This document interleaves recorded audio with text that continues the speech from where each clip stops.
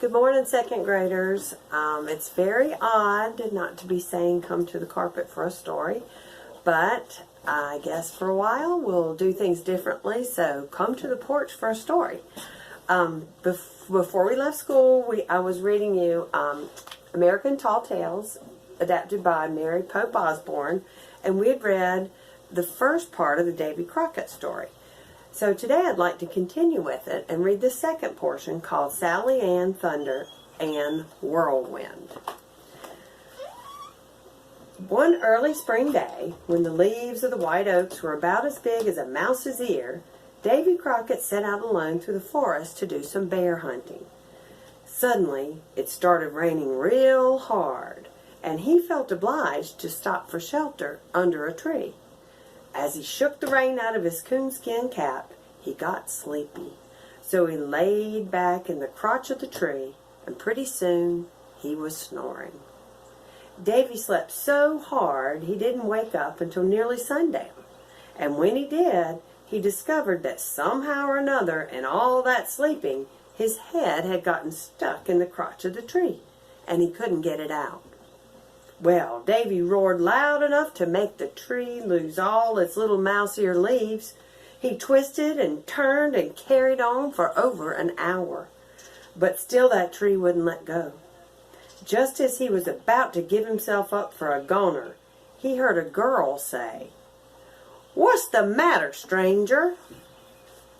Even from his awkward position, he could see that she was extraordinary, tall as a hickory sapling, with arms as big as a keelboat's tiller.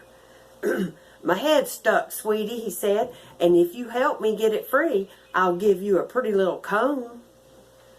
"Don't call me sweetie," she said, "and don't worry about giving me no pretty little comb either. I'll free your old coconut, but just because I want to." Then this extraordinary girl did something that made Davy's hair stand on end. She reached in a bag and took out a bunch of rattlesnakes. She tied all the wriggly creatures together to make a long rope, and as she tied, she kept right on talking. "I'm not a shy little colt," she said, "and I'm not a little singing nightingale neither. I can tote a steamboat on my back, out-scream a panther, and jump over my own shadow. I can double up crocodiles any day, and I like to wear a hornet's nest for my Sunday bonnet." As the girl looped the ends of her snake rope to the top of the branch that was trapping Davy, she kept bragging. "I'm a streak of lightning set up edgeways and buttered with quicksilver. I can out-grin, out-snort, out-run, out-lift, out-sneeze, out-sleep, and out-lie any varmint from Maine to Louisiana. Furthermore, sweetie, I can blow out the moonlight and sing a wolf to sleep." Then she pulled on the other end of the snake rope so hard it seemed as if she might tear the world apart. The right-hand fork of that big tree bent just about double. Then Davy slid his head out as easy as you please. For a minute he was so dizzy he couldn't tell up from down.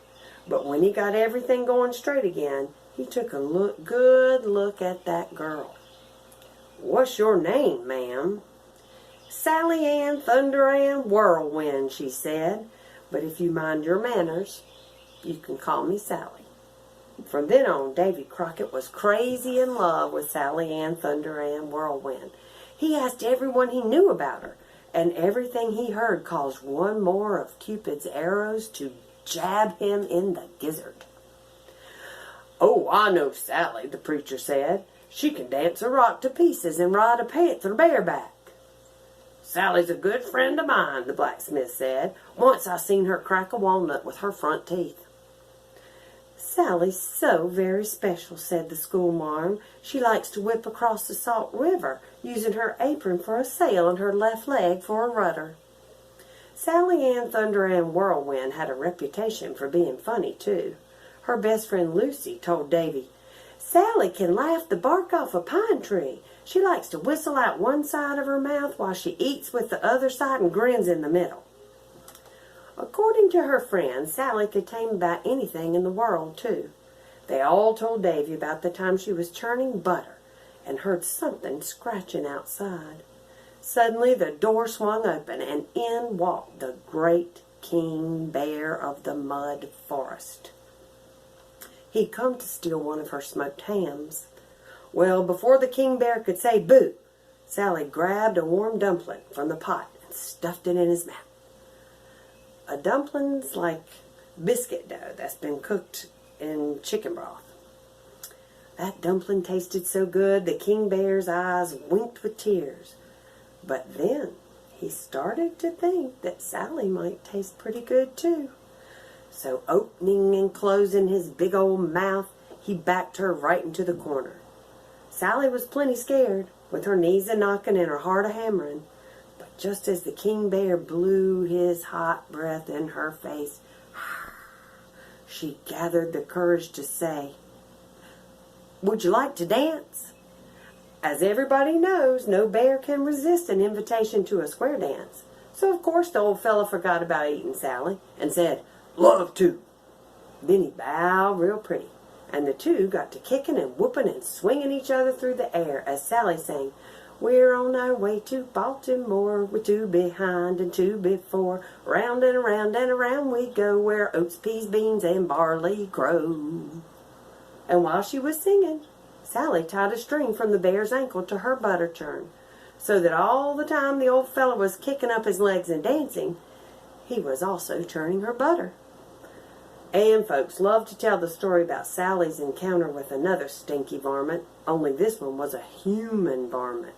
It seems that Mike Fink, the riverboat man, decided to scare the toenails off Sally because he was sick and tired of hearing Davy Crockett talk about how great she was.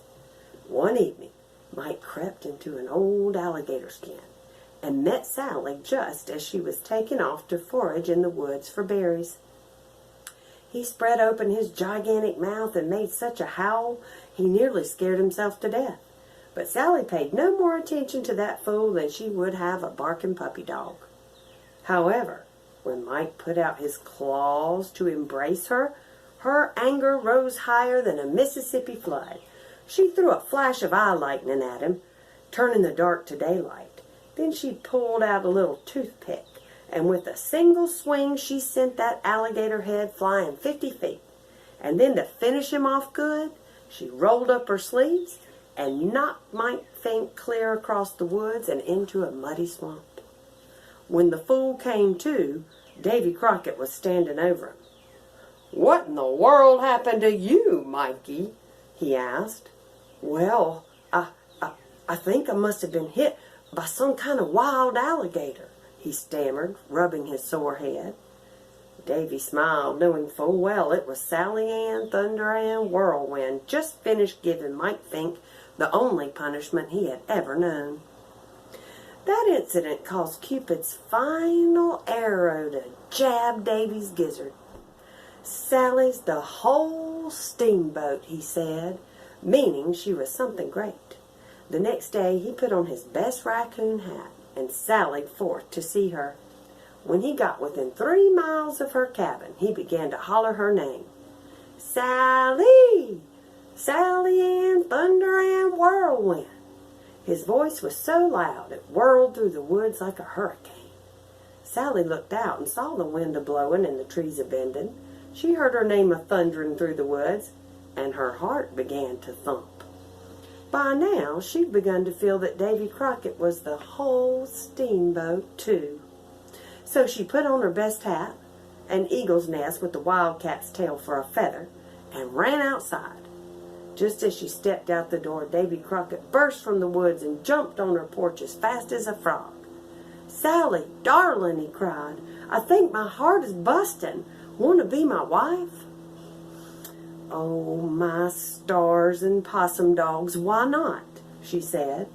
And from that day on, Davy Crockett had a hard time acting tough around Sally Ann Thunder Ann Whirlwind. His fighting and hollering had no more effect on her than dropping feathers on a barn floor. At least that's what she'd tell you. He might say something else.